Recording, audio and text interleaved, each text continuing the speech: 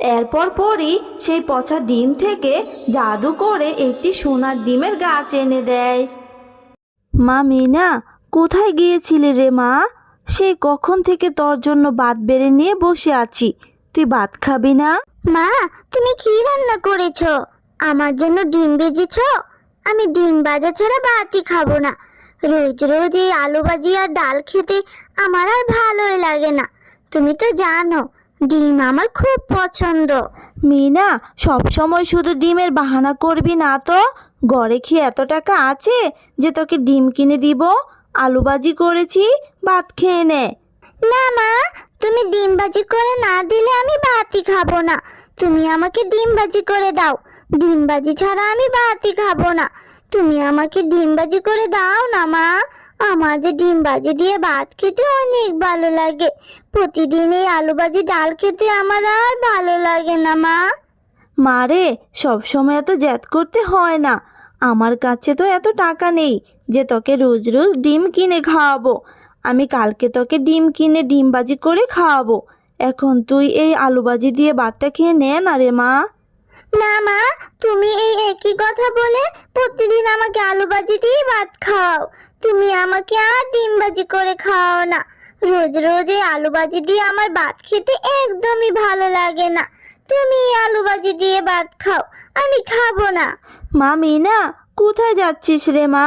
না খেয়ে যাস না রে মা, ভাতটুকু তো খেয়ে যা। এই মেয়েটাকে নিয়ে আমি আর পারি না। আমার কাছে যে এত টাকা নেই। মানুষের বাড়িতে কাজ করে যে টাকা পাই তাতে তো কোনো রকমই সংসারটা চালাই। দেখি বাকিতে গিয়ে এক হালি ডিম পাই কিনা। আরে মিনা, তোকে কতক্ষণ ধরে খুঁজছি। এখানে বসে বসে তুই কি করছিস? চল আমরা খেলা করি।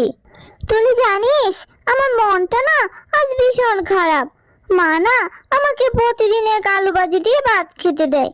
আমার যে প্রতিদিন আলু ভাজি দিয়ে ভাত খেতে আর একদমই ভালো লাগে না। তাই আমার মনটা ভীষণ খারাপ। মাকে বলেছিলাম আমাকে একটা ডিম ভাজি করে দিতে। ডিম ভাজি দিয়ে ভাত খেতে যে আমার খুবই ভালো লাগে। কিন্তু মা বলল মার কাছে টাকা নেই, তাই এখন আর ডিম কিনেও দিতে পারবে না। ও, তুই ডিম ভাজি দিয়ে ভাত খেতে পারিস নি বলে মন খারাপ করে বসে আছিস? তুই আমার সাথে চল। আমাদের বাড়িতে তো অনেক মুরগি আছে। আমার মা তো অনেকগুলো মুরগি লালন পালন করে। মাকে বলবো তোকে একটা ডিম ভাজি করে দিতে। তুই আমার সাথে চল, তারপর তুই মজা করে ডিম ভাজি খেতে পারবি। তোর মা কি আমাকে ডিম ভাজি করে দিবে? আমি যাব না। তোর মা যদি আমাকে আবার বকা দেয়? আরে বাবা, আমার মা কিচ্ছু বলবে না। আমার মাকে যদি বলি তাহলে মা তোকে একটু ডিম ভাজি করে দিবে। আরে চল চল, কিচ্ছু হবে না। বাঘ মামা, আমাকে বাকিতে এক হালি ডিম দিতে পারবেন? আমি কিছুদিনের মধ্যেই আপনাকে টাকাটা দিয়ে দিব। আমার মেয়েটা যে ডিম ছাড়া একদমই ভাত খেতে পারে না। এক হালি ডিম দিলে আমার বড্ড উপকার হতো বাঘ মামা। আমি আপনাকে কিছুদিনের মধ্যেই টাকাটা দিয়ে দিব। এখন আমার হাতে টাকা নেই। টাকা থাকলে আপনাকে নগদ দিয়ে ডিমটা কিনে নিতাম। দিন না বাঘ মামা এক হালি ডিম বাকিতে। আরে শেফা, এইভাবে বাকিতে আমি কোনো ডিম দিতে পারবো না। এমনিতেই ডিমের অনেক দাম, তারপর যদি আমি তোকে বাকিতে ডিম দেই তাহলে তো আমার ব্যবসায় লাল বাতি জ্বলে যাবে। যা যা, আর বায়না করিস না তো। টাকা দিলে আমি ডিম দিতে পারবো। আমার দোকানের সামনে আর অযথা বিরক্ত করিস না। ভাগ মামা, আপনি আমার সাথে এমন আচরণ কেন করছেন? আমার স্বামী বেঁচে থাকতে আপনার কত উপকার করেছিল। লাগবে না আমার ডিম।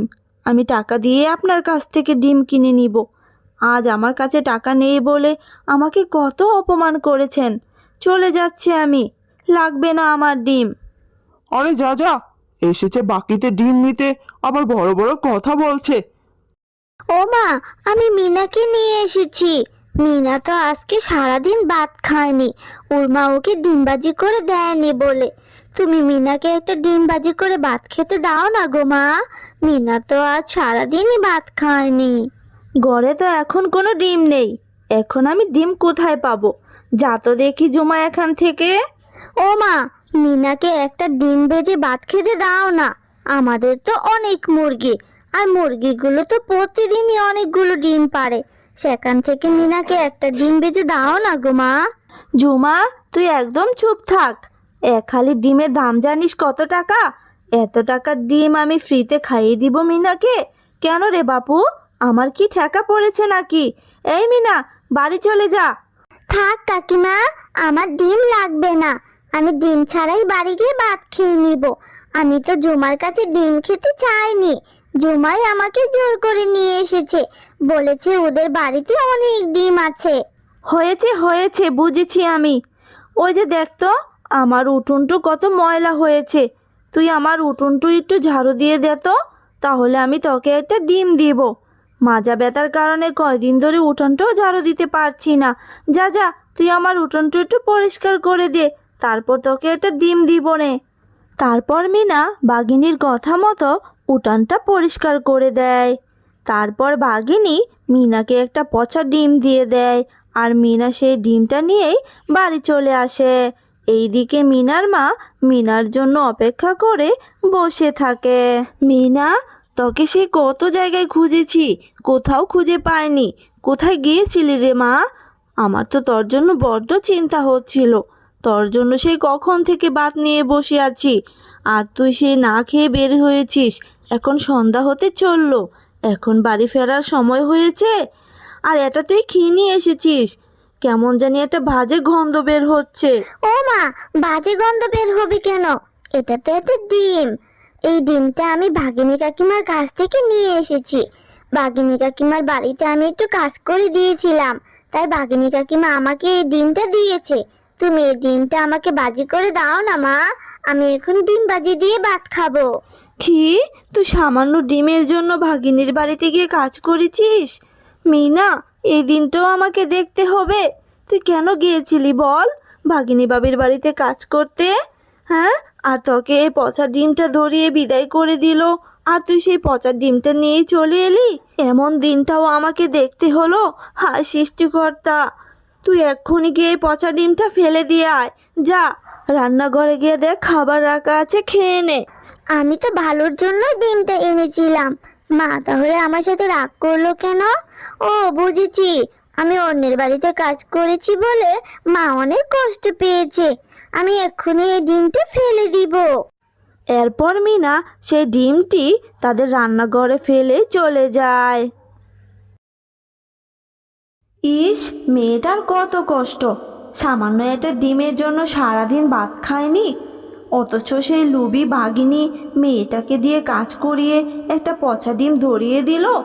আমি এক্ষুনি এই পচা ডিম থেকে জাদু করে একটি সোনার ডিমের গাছ এনে দিব। তারপর তারা মা ও মেয়ে সেই সোনার ডিম বিক্রি করে সুখে দিন কাটাতে পারবে। এরপর পরই সেই পচা ডিম থেকে জাদু করে একটি সোনার ডিমের গাছ এনে দেয়। ও মা, কোথায় গেলে তুমি? তাড়াতাড়ি রান্নাঘরে আসো। দেখো মা, আমাদের রান্নাঘরে কি সুন্দর সোনার ডিমের গাছ হয়েছে, আর গাছে কত সোনার ডিমও ধরেছে মা। ও মা, তাড়াতাড়ি আসো তুমি। আরে মিনা, তাই তো দেখছি, আমাদের রান্নাঘরে সোনার ডিমের গাছ কোথায় থেকে এলো? কালকেও তো এখানে কোনো কিছু ছিল না রে মা। এটা কি করে হলো? আমি তো কিছুই বুঝতে পারছি না। সোনার ডিমের গাছ, এটা তো পুরোই অবাক কাণ্ড। যাক রে মা, ভালোই হয়েছে, এখন আমাদের আর কোনো অভাব থাকবে না। এই সোনার ডিমগুলো বিক্রি করলে আমরা খুব ভালোভাবে চলতে পারবো, আর তোর জন্য আমি ডিমও কিনে আনতে পারবো। তখন তুই মজা করে ডিম বাজি খেতে পারবি রে মা। নিশ্চয় আল্লাহ আমাদের উপর দয়া করেছে। হ্যাঁ মা, এখন থেকে তুমি এই সোনার ডিমগুলো বাজারে বিক্রি করবে, আর অনেক টাকা পাবে। তারপর তুমি আমার জন্য ডিম কিনে নিয়ে আসবে। আমি এখন থেকে প্রতিদিন ডিম বাজি দিয়ে ভাত খাবো। এ কি মজা! আমার তো অনেক খুশি লাগছে মা।